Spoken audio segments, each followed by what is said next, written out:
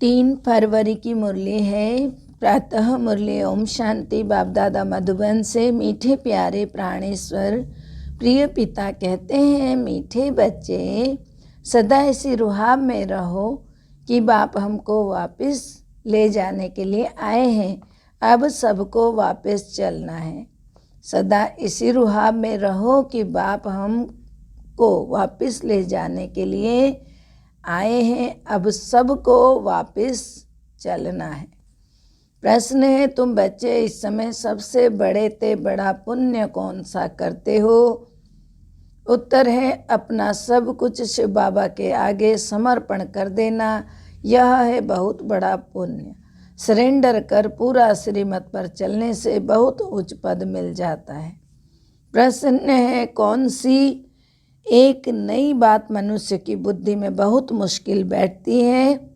कौन सी एक नई बात मनुष्य की बुद्धि में बहुत मुश्किल बैठती है? उत्तर है, शिव बाबा जो निराकार है उसने ब्रह्मा के तन में प्रवेश किया है। वही सबसे बड़े ते बड़ी आसामी है। उनका ही ऊंचे ते ऊंचा पाठ है। यह नई बात मनुष्य की बुद्धि में बहुत मुश्किल बैठती है। गीत है, यह कौन आज आया सवेरे सवेरे। ओम शांति, ओम शांति।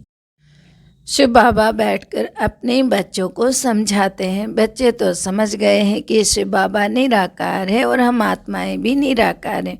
उनको ही बैठ समझाते हैं। बाबा कहते हैं, बच्चे तो समझ गए हैं कि शिव बाबा निराकार है और हम आत्माएं भी निराकार हैं।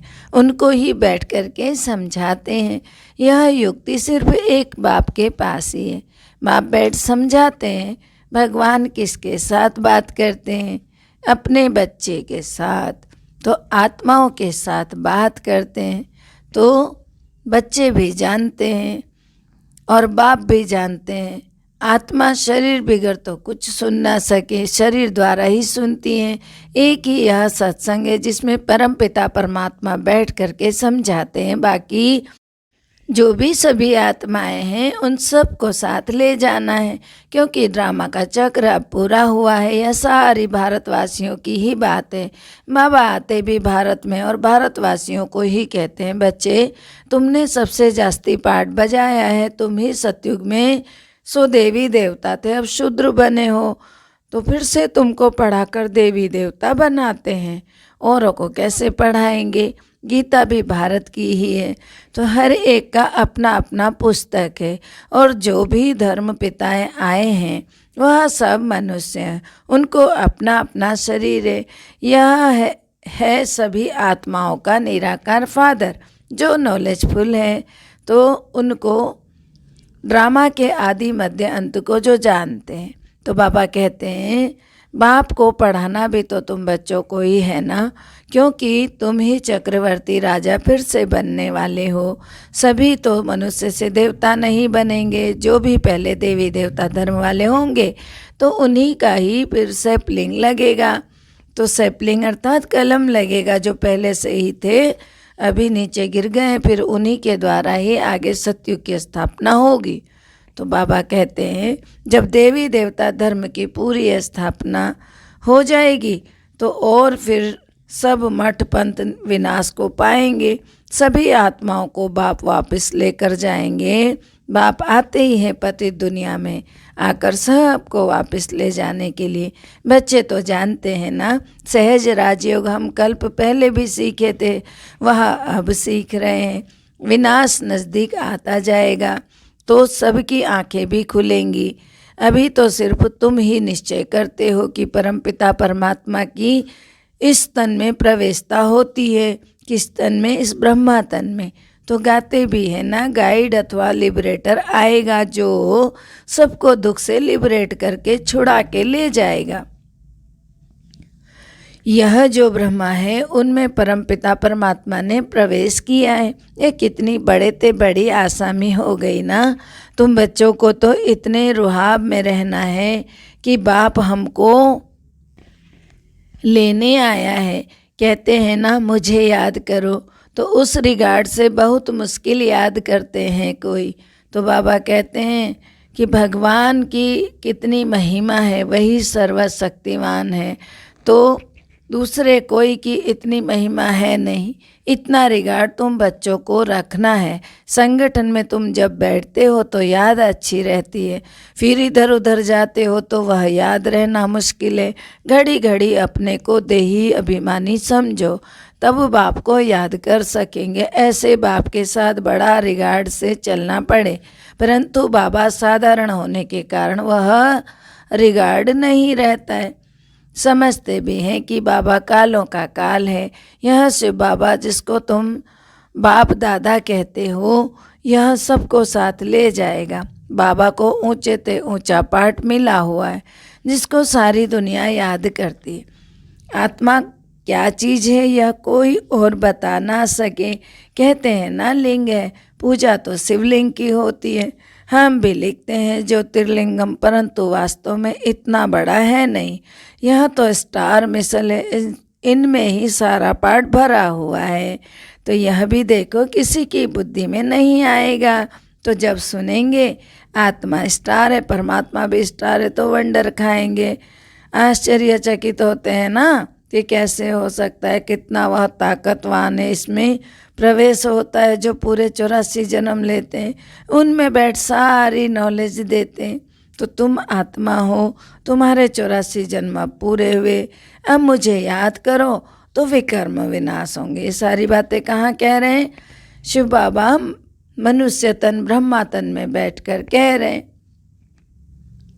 अभी तुम बच्चों को ख्याल में आता है कि आत्मा देखो कितनी छोटी बिंदी है, उसमें 84 जन्मों का पार्ट है जो अपने समय पर एक्यूरेट रिपीट होती है, तो उसे तो रिपीट करना ही है। परंतु शिव बाबा का सबसे ऊंचे से ऊंचा पार्ट है। जैसे ड्रामा में राजा रानी को ऊंचा पार्ट मिलता है ना, तो यह भी बना बनाया ड्रामा है जो रिपीट होता रहता है। तो कहते हैं बाबा तुम बच्चे यह भी जानते हो, तो ऊंचे ते ऊंचे बाप को ऊंचे ते ऊंचा पार्ट मिला हुआ है, तुम्हें भी सारे बेहद का ड्रामा बुद्धि में। तो बाबा कहते हैं बाबा तो सुप्रीम सोल कैसे साधारण तन में प्रवेश करते हैं। तो शास्त्रों में तो अर्जुन का रथ घोड़ा गाड़ी बना दिया। रथ का अर्थ कितना बड़ा है, यह है उनका रथ। परमपिता परमात्मा खुद कहते हैं मैं इनमें प्रवेश करके तुमको सभी बातें समझाता हूँ। यह ज्ञान की बातें कोई शास्त्र आदि में नहीं है। शिव बाबा ने ब्रह्मा तन में प्रवेश किया है। यह बिल्कुल नई बात होने के कारण किसी की बुद्धि में बैठती ही नहीं है। अब बाप कहते हैं बच्चे देही अभिमानी बनो। अब तुमको परम पिता परमात्मा पढ़ाते हैं, उनको ही याद करना है। वह इस तन में बैठे हैं, इनको तो तुम दादा कहते थे।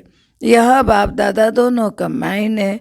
तुम बाप दादा कह बुलाते हो ना, पहले बाप फिर दादा, फिर यह तुम्हारी माँ भी है। यह गुह्य बातें समझाते हैं।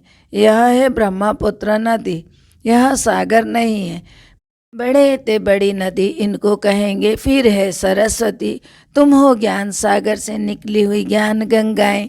तो उन्होंने फिर वह चित्र बना दिया ब्रह्मपुत्र कहाँ से निकली, यह उन्होंने क्या पता। फिर सिंध सरस्वती का भी नाम है। तो कुछ ना कुछ थोड़ा बहुत शास्त्रों में है। तो बाबा कहते हैं आत्मा ही पावन, आत्मा ही पतित बनती है। फिर शरीर के लिए नहीं कहा जाता, आत्मा के लिए कहते हैं। पतित आत्मा, पावन आत्मा, पुण्य आत्मा, ये सब आत्मा की बात होती है। तो सभी इस समय प्रायः पतित हैं। तो बाबा कहते हैं शरीर तो किसका भी पवित्र नहीं है, सभी पाप आत्मा है। आत्मा के लिए ही कह रहे हैं। सबसे जास्ती पुण्य आत्मा तुम बन जाते हो। तो जब सब कुछ शिव बाबा को सरेंडर करते हो, ऐसे बहुत होते हैं जो एक एक चीज़ सरेंडर कराते हैं। लोभ को सरेंडर करो, फलानी चीज़ छोड़ो। यहाँ तुम जब बाबा के बने हो तो सब कुछ बाप को सरेंडर करते हो। तो बाबा फिर एवजा देते हैं, जो जितना श्रीमत पर चलते हैं उतना ही बाबा कहते हैं जितना सरेंडर करते हैं उतना उनको दर्जा मिलता है। तो मुख्य तो है शिव बाबा को याद करना। शिव बाबा यहाँ आते हैं पढ़ाने सारा दिन, तो इसमें नहीं बैठ जाएंगे ना, तो सेकंड की बात होती है। तुम याद करो और आ जाएगा।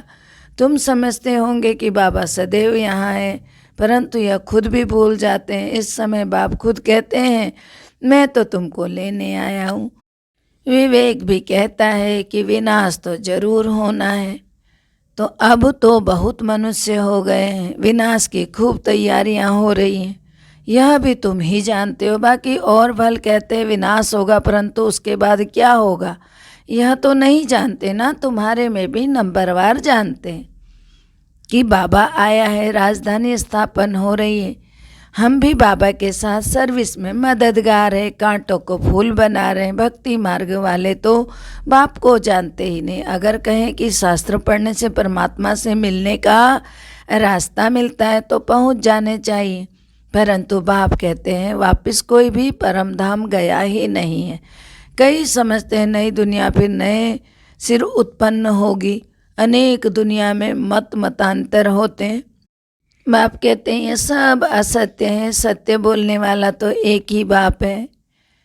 कहते हैं सत्य श्री अकाल मूर्त, सभी आत्माएं अकाल मूर्त हैं, तो सत्य श्री अकाल तो एक है ना, बाकी सब है असत अर्थात झूठ।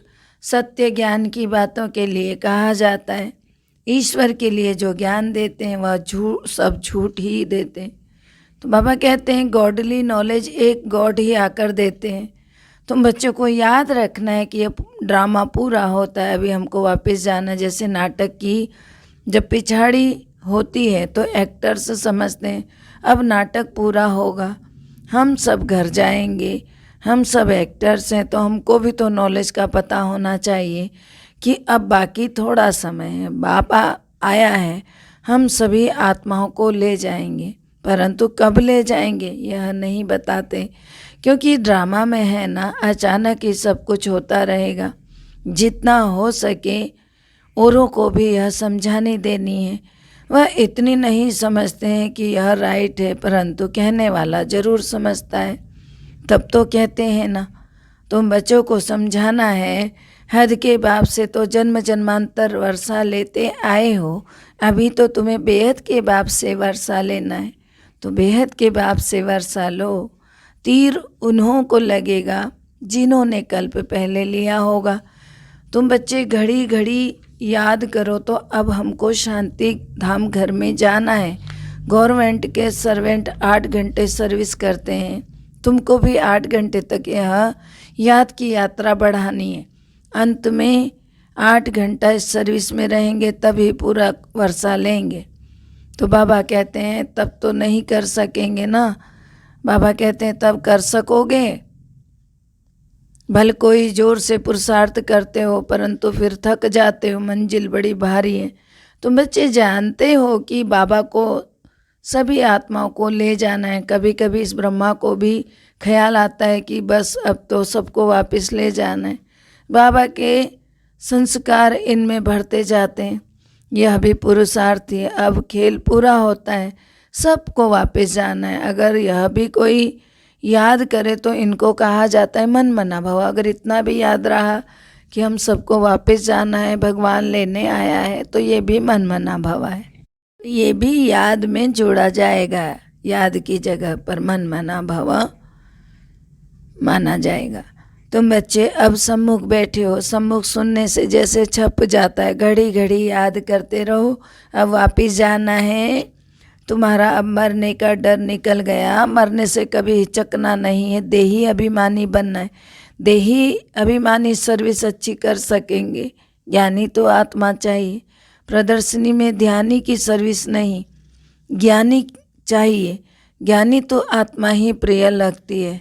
अच्छा, मीठे मीठे सिकिलते बच्चों प्रति माता पिता बाप दादा का याद प्यार और गुड मॉर्निंग। रूहानी बाप की रूहानी बच्चों को नमस्ते। हम रूहानी बच्चों की रूहानी बाप दादा को दिल व जान से, सिक व प्रेम से याद प्यार नमस्ते, good morning, diamond morning, Om Shanti. शुक्रिया बाबा, शुक्रिया। धारणा है पहला, नई राजधानी बनाने के लिए बाप की सर्विस में मददगार बनना है, कांटों को फूल बनाने की सेवा करनी है। दूसरा है कम से कम 8 घंटा याद की यात्रा में रहने का अभ्यास करना है, मौत से हिचकना नहीं है, क्योंकि बुद्धि में अब घर जाना है। वरदान है स्वयं को विशेष पाठधारी समझकर साधारणता को समाप्त करने वाले परम व श्रेष्ठ भव। स्वयं को विशेष पाठधारी समझकर साधारणता को समाप्त करने वाले परम व श्रेष्ठ भव। अर्थ है जैसे बाप परमात्मा है वैसे विशेष पाठ बजाने वाले बच्चे भी हर बात में परम यानी श्रेष्ठ हैं। सिर्फ चलते फिरते खाते पीते विशेष पाठधारी समझकर ड्रामा के स्टेज पर पाठ बजाओ। हर समय अपने कर्म अर्थात पाठ पर अटेंशन रहे। विशेष पाठधारी कभी अलबेले नहीं बन सकते। यदि हीरो एक्टर साधारण एक्टर बनकर एक्ट करें तो सब हंसेंगे ना। इसीलिए हर कदम हर संकल्प हर समय विशेष हो, साधारण नहीं। स्लोगन है अपनी वृत्ति को पावरफुल बनाओ तो सेवा में वृद्धि स्वतः ही होगी। अपनी वृत्ति को पावरफुल बनाओ तो सेवा में वृद्धि स्वतः ही होगी। आगे है मातेश्वरी जी के अनमोल महावाक्य। निरंतर याद अर्थात लगातार याद रहे। देखो परमात्मा का फरमान है मुझे निरंतर याद करो। अब निरंतर शब्द का भी रहस्य समझना पड़ेगा।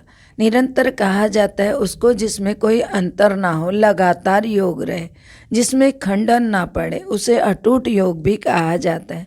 अब परमात्मा प्रतिज्ञा करते हैं अगर मुझे निरंतर याद करोगे तो मैं तेरे किए हुए पास्ट विकर्मों को भस्म करूँगा। तो यह ज्ञान अग्नि जिसमें विकर्म दग्ध होते हैं, यह बाप धर्मराज भी है। जब वह सजाओं द्वारा विकर्म विनाश करा सकता है तो बाबा के पास प्यार की भी कोई तरीका होगा ना। तो उनके प्रैक्टिकल आए हुए बच्चे बने हैं जो, तो उन्हों को फिर यह फरमान देते हैं कि हे बच्चे मन मना भव, निरंतर मुझे याद करने से तुम विकर्माजीत बनेंगे, धर्मराज के डंडों से बच जाएंगे। परमात्मा के पास विकर्म विनाश कराने के दो तरीके, एक है सजाओं से पवित्र बनाने का तरीका, दूसरा है योग लगाने से पवित्र बनने का तरीका, जिससे पाप नाश होते हैं और जीवन मुक्ति पद प्राप्त होता है। दुख के आवागमन से छूटने के लिए परमात्मा की याद के सिवाय और कोई उपाय है ही नहीं। अच्छा, ओम शांति। सबका भला हो, सब सुख पाए, सब परमात्मा से जुड़ जाए। सबका भला हो, सब सुख पाए, सब परमात्मा से जुड़ जाए। सबका भला ही भला हो, भला ही भला हो, सबकी मनोकामना पूर्ण हो जाए। ओम शांति।